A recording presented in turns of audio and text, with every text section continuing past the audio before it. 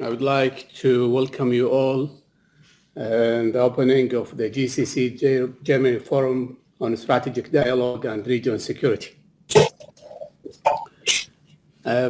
Your Highnesses, Excellencies, distinguished guests, ladies and gentlemen, very good morning to you all.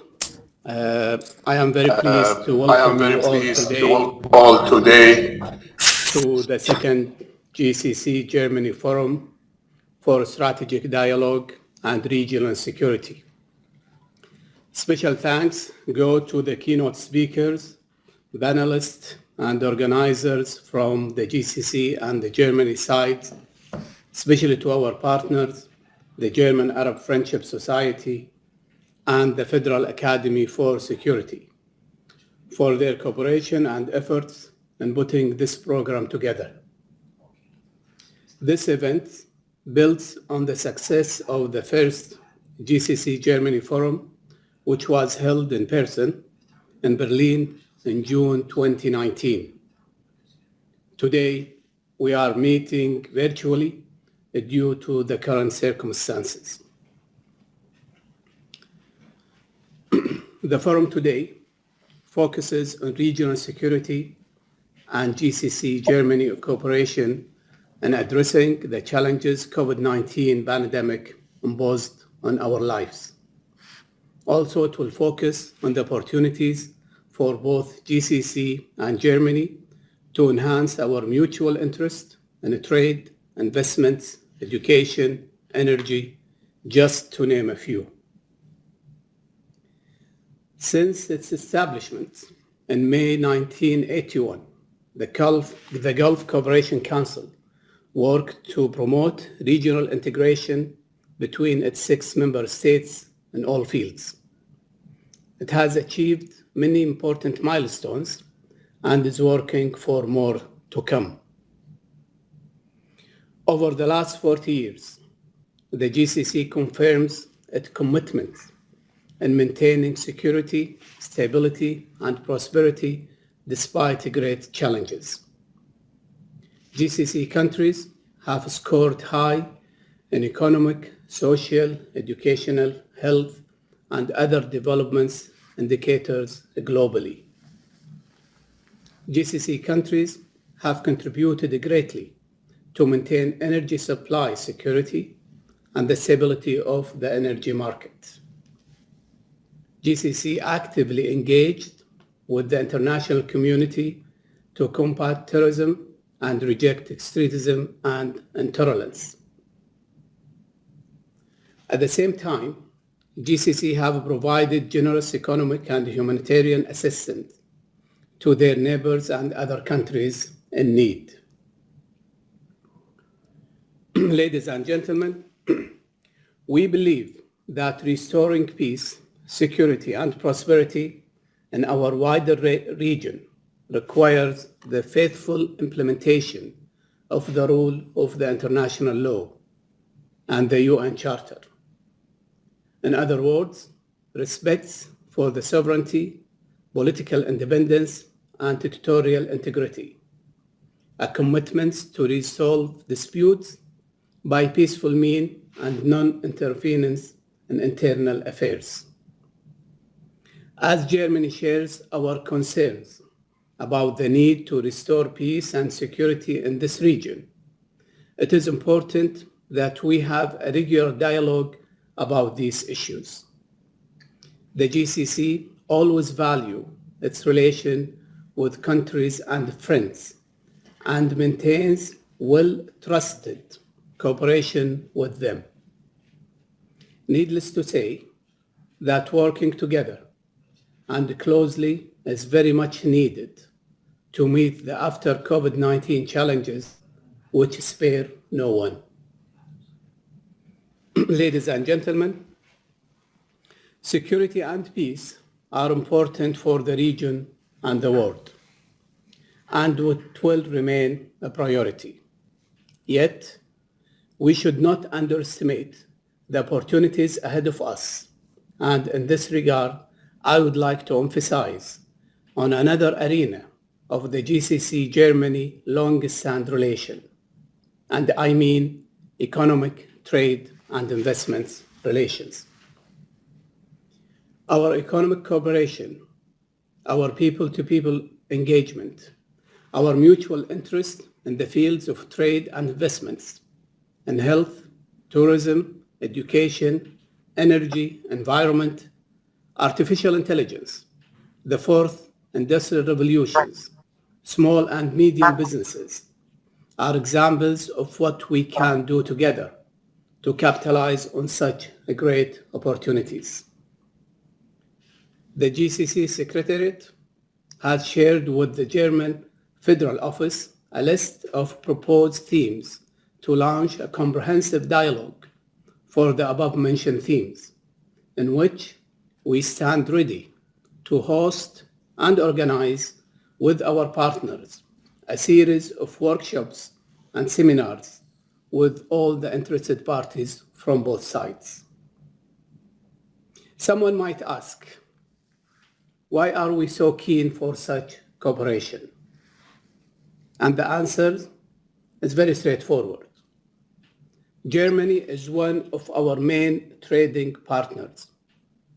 GCC Germany trade has notably increased over the past few years.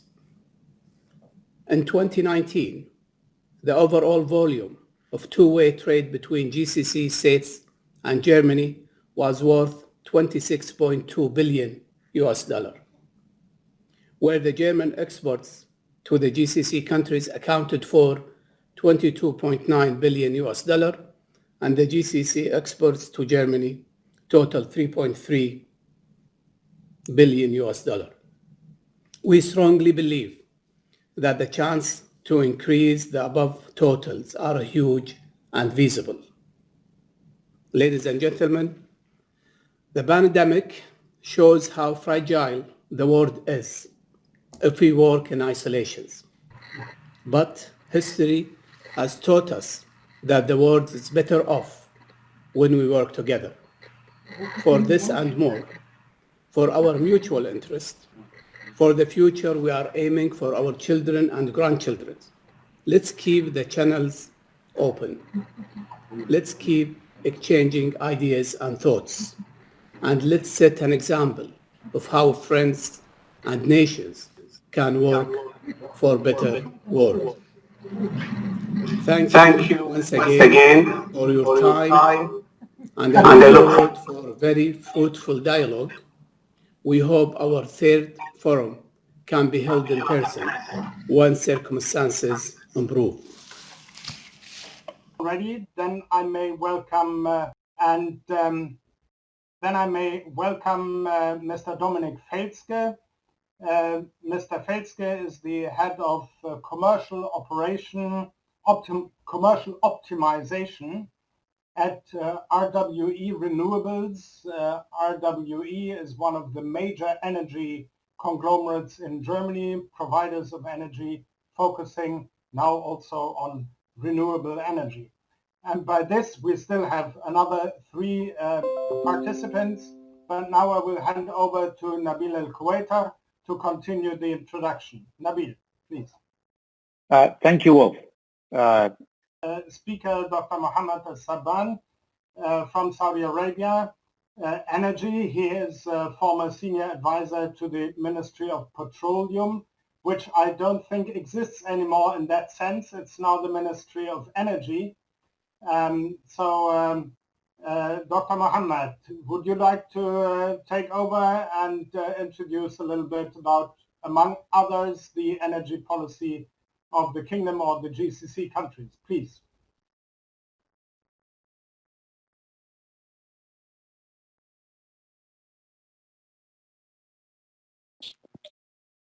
I think you can hear me now. Thank you very much for inviting me, the Secretary General, and also Dr. Al-Uwaishik. Thank you for the invitation to participate in this very respectable panel. Energy is very important, of course, for all of us, not only for GCC, but also for Germany. However, I think we need to set principles for such cooperation.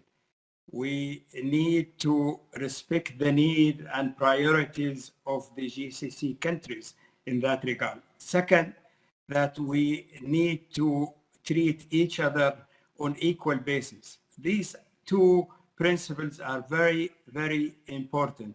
Let us not forget that the first cooperation between Germany and Saudi Arabia in the 70s was the establishment of Al-Uyayna solar power station. Even though it was a research station, however, it was a good start. Gradually, of course, because of the different involvements of the energy situation, it did not achieve much. But I think starting the 2010 and beyond, Saudi Arabia and GCC start to give more importance to the renewable energy, especially solar energy. Somebody or the last speaker talked about hydrogen as an alternative. For Saudi Arabia, this is not a priority. Our priority is solar energy, wind energy, geothermal, that are very crucial to the GCC and the government of Saudi Arabia. Of course, has been highlighted by the Minister of Energy of Saudi Arabia. We are planning as a target to have 50% of power generation to be from renewables, and the other 50% from natural gas. And that shows how important renewable energies are. But for us, it is very important to, this is an economic need, aside from the environmental need. Environmental issue still, we are discussing that because we see a lot of biasness in the policies of the EU and other Western and industrialized nations against oil. We see when we talk about carbon tax, it's simply gasoline tax. And we see that we are still subsidizing coal industry. By the way, Chancellor Merkel is my good friend. We met first in 1995 when she was Minister of Environment, and we kept meeting in different fora, and last one was in Copenhagen, where I'm very proud to see that I have a photo with me with her being put in my office. But aside from that, I told her, why are you subsidizing coal? She said, well, there are hundreds of thousands of workers in this industry. I told her, well, if hundreds of workers in this industry, the whole Saudi population are in the oil industry, directly or indirectly, and they will be harmed. So you need to correct the disturbance in the energy sector.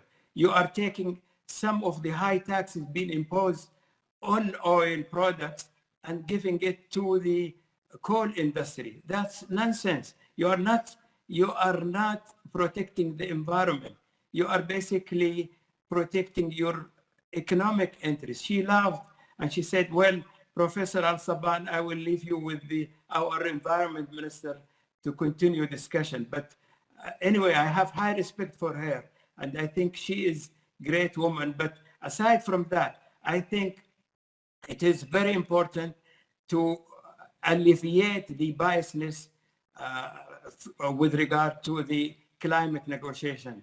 I used to be the head of the Saudi delegation to climate change negotiations under the United Nations. And I still remember how biased these policies are. Now we see Paris Climate Agreement, basically it is an energy agreement.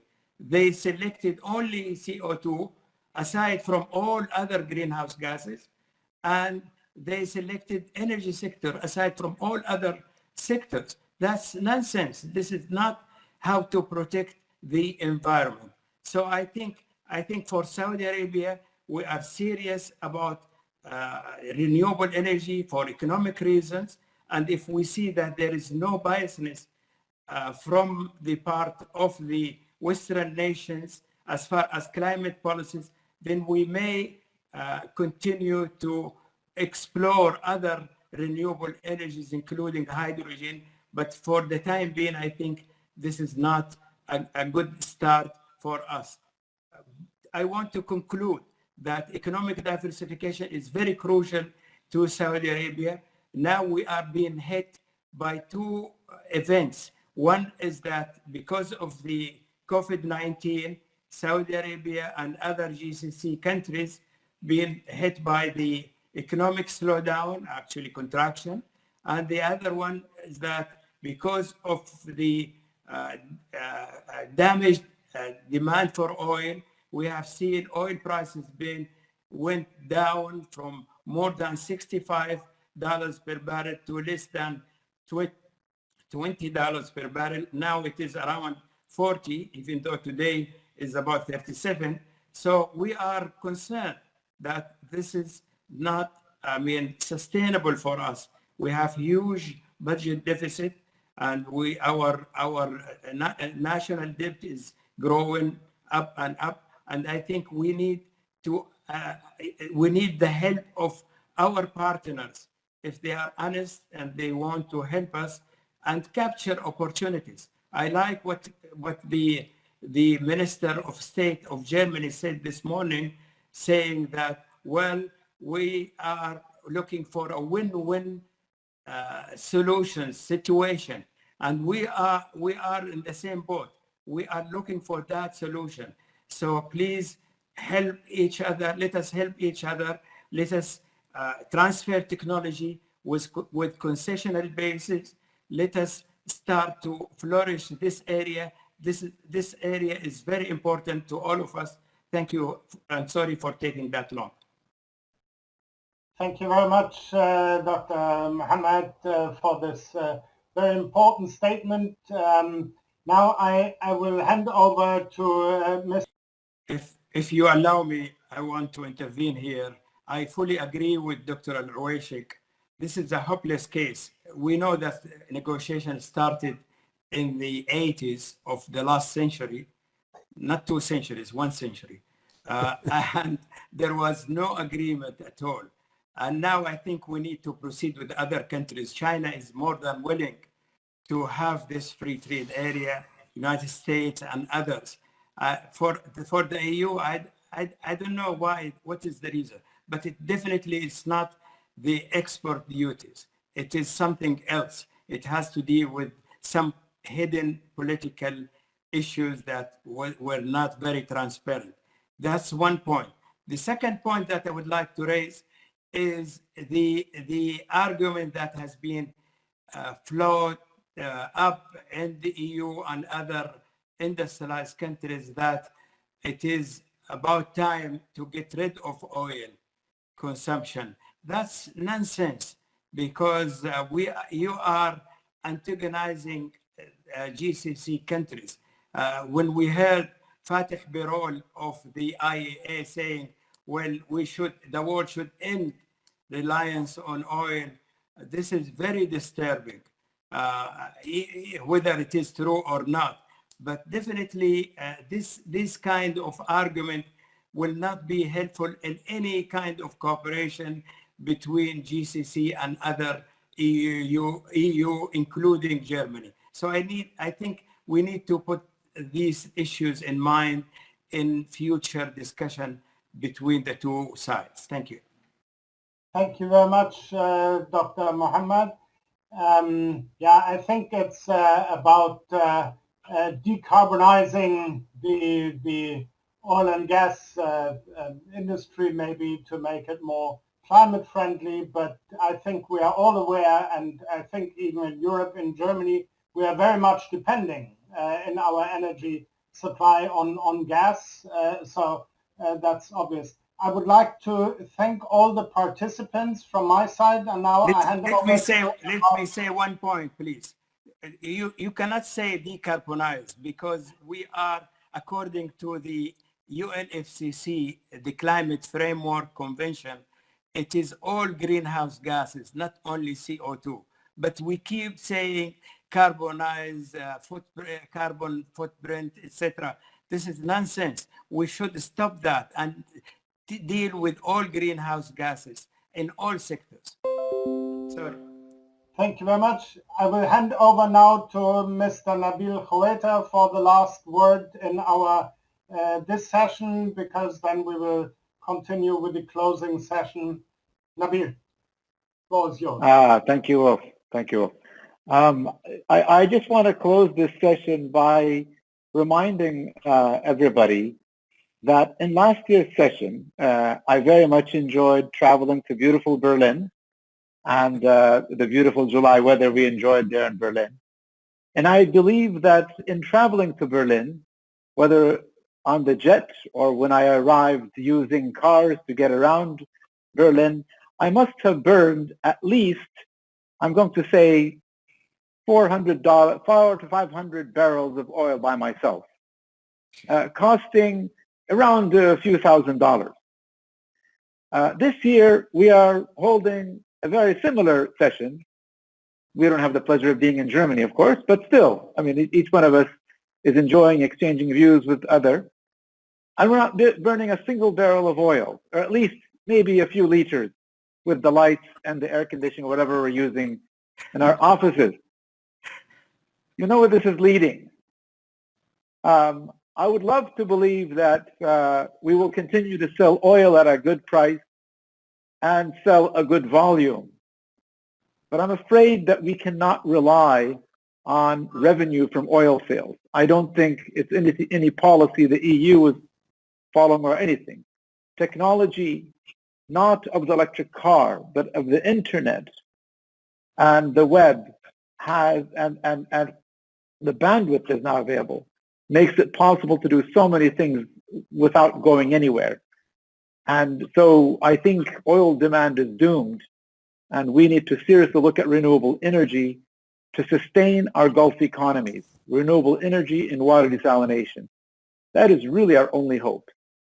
Oil will only last us a few more years, unfortunately, and it has nothing to do with the EU or anything. And for that optimistic note, is Saudi colleague saying that? Well, it's not in my hands, unfortunately, and it's not in our hands, actually. I'm just warning that we need to start looking at renewable energy. Renewable energy is our hope in our future. Solar. We have more solar than all the oil in the world right here. Alhamdulillah. Alhamdulillah. So, have a great day. Thank you very much, and I apologize for taking over, leaving you with a sad note. Thank you very much. Thank you very much for everyone. Thanks.